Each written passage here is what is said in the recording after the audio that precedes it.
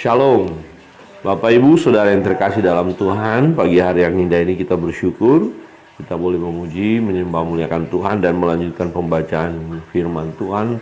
Pagi ini kita mau membaca, merenungkan Imamat pasal 17. Ya, ada satu peringatan bagi bangsa Israel supaya tidak menyembah roh-roh jahat atau jin-jin atau berhala, tetapi tetap harus menyembah Tuhan, dan dalam penyembahan itu mereka harus mempersembahkan korban kepada Tuhan. Mari kita membaca Imamat pasal 17 ayat 1 sampai dengan 9. Saya membaca ayat yang pertama, Bapak Ibu Saudara yang terkasih dalam Tuhan, ayat yang kedua dan seterusnya. Tempat penyembelihan dan persembahan korban. Tuhan berfirman kepada Musa,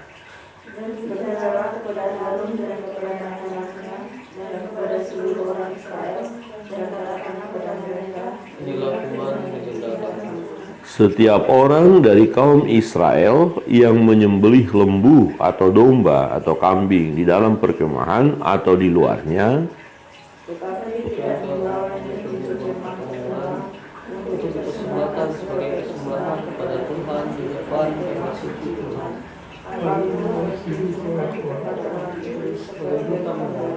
karena ia telah menumpahkan dan orang itu maksudnya supaya orang Israel membawa korban sembelihan mereka yang biasa dipersembahkan mereka di padang kepada Tuhan ke pintu kemah pertemuan dengan menyerahkannya kepada imam untuk dipersembahkan kepada Tuhan sebagai korban keselamatan. Imam harus menyerahkan darah kepada mesbah Tuhan di depan pintu kemah pertemuan dan membakar lemaknya menjadi bau yang menyenangkan. Janganlah mereka mempersembahkan lagi korban mereka kepada jin-jin, sebab menyembah jin-jin itu adalah zina. Itulah yang harus menjadi ketetapan untuk selama-lamanya bagi mereka turun-temurun. Dan haruslah kau katakan pada mereka, setiap orang dari kaum Israel atau dari orang asing yang tinggal di tengah-tengah mereka, yang mempersembahkan korban bakaran atau korban sembelihan, tetapi tidak membawanya ke pintu kemah pertemuan supaya dipersembahkan kepada Tuhan, maka orang itu haruslah dilenyapkan dari antara orang-orang sebangsanya. Amin. Demikian jauh pembacaan firman Tuhan. Bapak Ibu yang terkasih di dalam Tuhan, kita melihat di sini seseorang yang mempersembahkan korban, ya binatang, bisa lembu, sapi atau domba atau kambing. Nah, apa maksudnya ketika dipersembahkan di luar kemah atau di padang kemudian tidak dibawa ke kemah pertemuan? Ya, di ayat 4 berkata begini, tetapi tidak membawanya ke pintu kemah pertemuan untuk dipersembahkan sebagai persembahan kepada Tuhan di depan kemah suci Tuhan. Hal itu harus dihitungkan kepada orang itu sebagai hutang darah, karena ia telah menumpahkan darah, dan orang itu haruslah dilenyapkan dari tengah-tengah bangsanya. Nah, kita lihat juga tadi di ayat 8 dan 9 tadi. Kemudian ada yang mempersembahkan korban bakaran, tetapi tidak membawanya ke pintu kemah pertemuan supaya dipersembahkan kepada Tuhan, maka orang itu harus dilenyapkan dari antara orang-orang sebangsanya. Nah, menjadi pertanyaan adalah begini, waktu mereka mempersembahkan korban itu dan tidak dibawa ke kemah pertemuan, nah kepada siapa korban itu dipersembahkan? Nah, ini menjadi pertanyaan. Kenapa orang yang mempersembahkan korban ya tetapi tidak membawa ke kemah pertemuan, tidak membawa kepada imam, sehingga imam tidak membakar ya lemak-lemaknya di hadapan Tuhan, atau sehingga imam tidak mencurahkan darah di mezbah. Nah, orang itu mempersembahkan korban di padang atau di luar perkemahan dan tidak membawa ke kemah pertemuan, dan orang itu berdosa. Orang itu bersalah, ya hutang darah, dan harus dilenyapkan. Jadi harus dibunuh. Nah, kenapa kok begitu keras?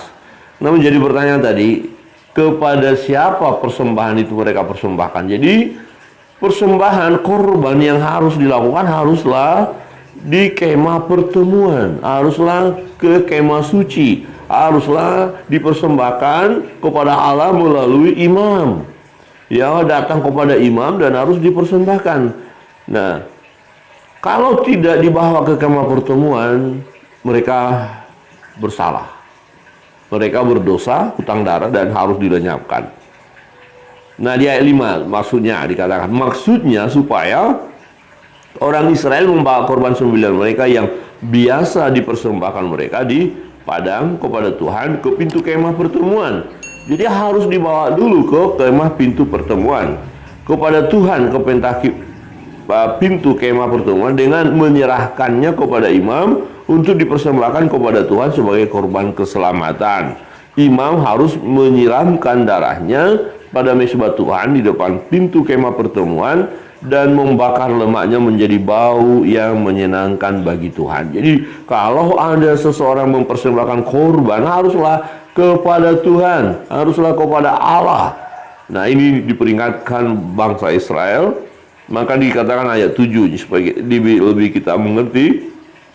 Nah, jangan mereka mempersembahkan korban mereka kepada jin-jin.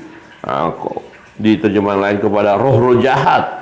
Ya, sebab penyembahan jin-jin adalah zina. Itulah yang harus menjadi ketetapan untuk selama-lamanya bagi mereka turun-temurun. Jadi rupanya kalau mempersembahkan sesuatu tidak kepada Tuhan, itu berarti kepada roh-roh jahat, kepada jin-jin, dan itu adalah perbuatan yang melanggar firman Allah, melanggar kekudusan Allah, ya, dan mereka tidak menghargai Tuhan. Maka orang-orang yang mempersembahkan persembahan yang tidak dibawa ke kemah pertemuan Tuhan, orang itu akan dilenyapkan. Saudara yang terkasih dalam Tuhan, bagian ini mengingatkan kita bahwa persembahan, kurban bakaran, korban keselamatan, ya hanya layak dilakukan untuk Tuhan. Jadi kita persembahkan hanya untuk Tuhan, berarti caranya harus benar. Jangan berkata saya lakukan untuk Tuhan, tapi mereka tidak bawa ke kemah pertemuan. Jadi tadi pertanyaannya, apakah betul kepada Tuhan mereka bawa? Dan di sini Tuhan memberikan hukuman kepada mereka, lenyapkan orang itu, hutang darah, berarti tidak kepada Tuhan. Jadi kalau sesuatu kita membuat upacara kah, persembahan kah, korban kah, yang kita katakan kepada Tuhan, tetapi caranya tidak sesuai dengan kebenaran firman Allah, tidak sesuai dengan ketetapan Tuhan, tidak sesuai dengan perintah Tuhan, maka sebenarnya persembahan yang kita lakukan itu bukan untuk Tuhan, melainkan kepada roh-roh jahat. Ada orang berkata, oh ya saya sudah memberi persembahan kepada Tuhan, saya sudah buat caranya begini. Tapi caranya itu semua tidak sesuai dengan firman Allah. Nah, ini boleh dikatakan identik dengan perdukunan atau penyembahan berhala, cara-cara yang dilakukan. Apakah kita berkata ini untuk Tuhan? Tentu kita harus berani berkata, ini bukan untuk Tuhan. Nah, kamu berdosa, kamu hutang darah ini karena melakukan persembahan atau menyembah atau korban kepada ilah-ilah lain. Saudara yang terkasih dalam Tuhan, mengapa harus membawa ya ke kemah pertemuan ya kepada Tuhan? Karena memang korban keselamatan, korban bakaran, nah hanya layak dilakukan untuk Tuhan, bukan untuk yang lain, dan tempatnya jelas. Ya, memang korban itu mereka lakukan di padang, tetapi sebelumnya mereka harus bawa kepada imam-imam. Nanti imam-imam akan mempersembahkan ya sebagai korban keselamatan, dan darahnya disiramkan ke mezbah Tuhan. Jadi kalau tidak dibawa kepada kemah pertemuan, berarti darah itu tidak disiramkan ke mezbah pertemuan. Nah, kepada siapa darah itu? Ya, darahnya itu yang di luar sana, yang tidak dibawa ke kemah pertemuan, berarti mereka sedang mempersembahkan satu persembahan kepada ilah-ilah lain atau roh-roh jahat, atau dikatakan di sini jin-jin, terjemahan lain roh-roh jahat. Nah, menjadi satu peringatan bagi umat Israel waktu itu supaya dengan cara yang benar menyembah Allah harus dilakukan, sebab cara yang tidak benar ya sesungguhnya mereka tidak melakukan persembahan itu kepada Allah, melainkan kepada roh-roh jahat. Jadi diingatkan jangan lakukan ya penyembahan kepada roh-roh jahat. Jangan mempersembahkan lagi korban mereka kepada jin-jin. Ya, sebab penyembahan jin-jin itu adalah zina. Itu namanya ya, berzina dengan mengikuti Allah-Allah lain. Ya, hukum-hukum dari antara 10 hukum yang pertama ya, jangan ada padamu Allah-Allah lain untuk disembah. Jadi hanya Allah ya, Tuhan ya, yang maha kuasa itu Allahnya orang Yahudi. Ya, Allahnya orang Israel, hanya Allahnya itu saja yang harus disembah, yang lain tidak boleh. Nah, dengan cara yang salah ya, membuat satu persembahan yang mungkin orang berkata ini untuk Tuhan, sesungguhnya itu bukan untuk Tuhan. Itu untuk roh-roh jahat. Itu untuk kuasa-kuasa kegelapan. Itu untuk jin-jin. Dan jangan pernah kita melakukan suatu bentuk persembahan ya, dengan cara-cara yang tidak sesuai dengan firman Allah. Jadi dalam perjalanan hidup kita, bagian ini juga mengingatkan kita dalam setiap perjalanan hidup kita sebagai orang percaya, kita pegang peringatan ini. Lakukanlah yang terbaik bagi Tuhan. Ketika kita menyembah, sembahlah Allah yang benar, Allah yang berkuasa, Allah yang hidup, ya, Allah yang sesuai dengan firman Allah, ya, kebenaran atau kitab suci, bukan Allah-Allah yang lain. Tentu cara-caranya pun haruslah benar. Lakukan dengan cara yang benar ketika kita menyembah Allah. Jangan aneh-aneh, ya. Ada banyak orang menganggap menyembah kepada Allah tapi caranya aneh-aneh sekali.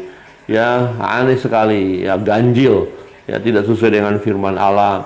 Dan itu penyembahan kepada roh-roh jahat, ya, yang tidak sesuai dengan cara yang ditetapkan oleh Allah. Jadi kita harus lakukan cara yang benar menyembah Tuhan, ya. Harus di dalam kekudusan. Ingat, kalau melakukan sesuatu yang tidak sesuai dengan kebenaran firman, ya, ketika umat itu bahkan orang-orang lain, ya, yang melakukan persembahan atau menyembah atau mempersembahkan korban dengan cara yang tidak tepat, itu mereka dilenyapkan, ya. Dan dikatakan ayat 8, dan haruslah kau katakan kepada mereka setiap orang dari kaum Israel atau dari orang asing, jadi baik dari orang Israel ataupun dari orang asing yang tinggal di tengah-tengah mereka, yang mempersembahkan korban bakaran dan korban sembelihan, tetapi tidak membawanya ke pintu kemah pertemuan supaya dipersembahkan kepada Tuhan, maka orang itu haruslah dilenyapkan dari antara orang-orang sebangsanya. Wah, ini jadi kalau tidak menyembah Allah, ya, lenyapkan aja. Tidak menyembah Tuhan, lenyapkan saja. Ini luar biasa, ya.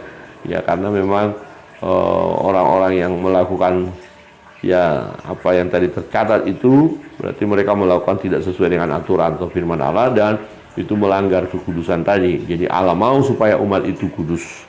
Jadi diproteksi umat itu jangan sampai terjadi penyimpangan-penyimpangan. Nah, ini persoalan sekarang kan, ya, itu. Jadi terlalu banyak penyimpangan-penyimpangan, tapi ada kebebasan, ya. Sekarang kebebasan bikin aturan-aturan, doktrin-doktrin baru yang aneh-aneh, ya, tapi tidak ada satu hukum yang mengatakan nih harus begini. Jadi harus penyesat-penyesat atau ajaran-ajaran yang mulai sesat harus disingkirkan. Nggak ada aturannya juga, ya, karena masing-masing ini hak asasi manusia. Jadi masing-masing menyembah.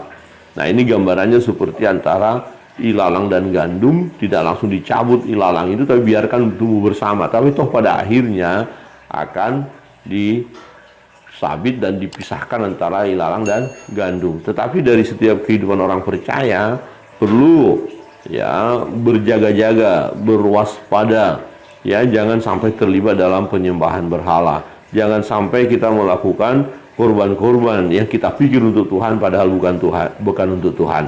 Jangan pernah kita melakukan sesuatu, ya, di mana kita terseret telah menjadi penyembah-penyembah palsu, ya, penyembah-penyembah berhala. Waspada terhadap ajaran-ajaran yang menyesatkan. Kiranya kebenaran firman Tuhan menolong kita untuk kita terus setia hanya menyembah Allah, dan cara penyembahan kepada Allah pun harus sesuai dengan firman Allah. Cara-cara yang ganjil, cara-cara yang aneh, cara-cara yang negatif yang tidak sesuai dengan firman Allah harus kita jauhkan. Amin. Harus kita singkirkan dari kehidupan kita. Yang harus kita lakukan adalah sembahlah Tuhan, Ya, sembahlah Allah di dalam roh dan kebenaran. Caranya, cara yang benar, yang sesuai dengan perintah Tuhan. Tuhan Yesus memberkati kita. Kita akan masuk dalam doa-doa kita. Sebelumnya kita naikkan satu pujian.